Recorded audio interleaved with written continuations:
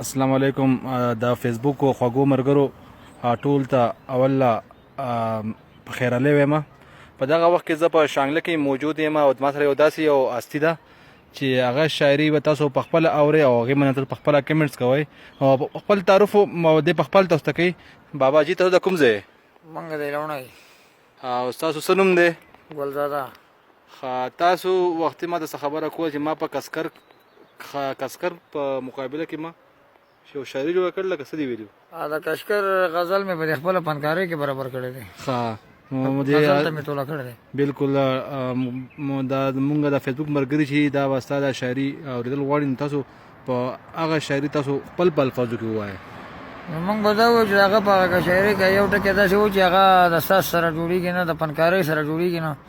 نو موږ هغه برابر کړو چې موږ داسې ووایو چې زما د هر اندام پیدل خونو کو، زما زړګی د پیجا ظالم اور د په ما بل خونو کو، زما د هر اندام پیدل خونو کو. د پسرلی غندل غندل ګلونه، د پسرلی غندل غندل ګلونه او ګورم د تورو زلفو مړه ویلونه. د غم رسۍ کې د زما زړه ول په ول خونو کو، ظالم اور د رباني بل خونو کو. زبردست. او زه خو تنهایی چرته خوړلی یم، زه تنهایی چرته خوړلی یم او لکه غنم زما بدن دی داسې دل لکه غنم زما بدن دی په غوبل خونو کو، ظالم اور دی په ما بل خونو کو. زبردست.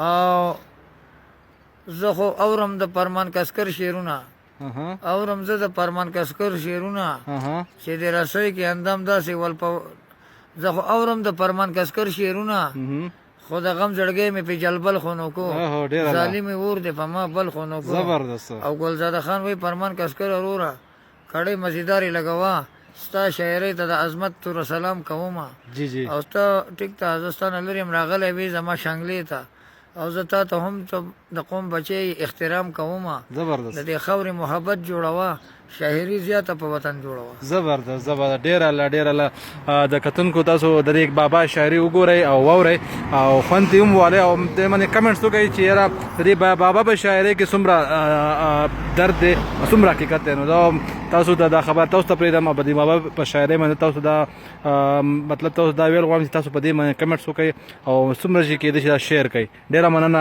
د فیسبوک کتونکو، مهرباني.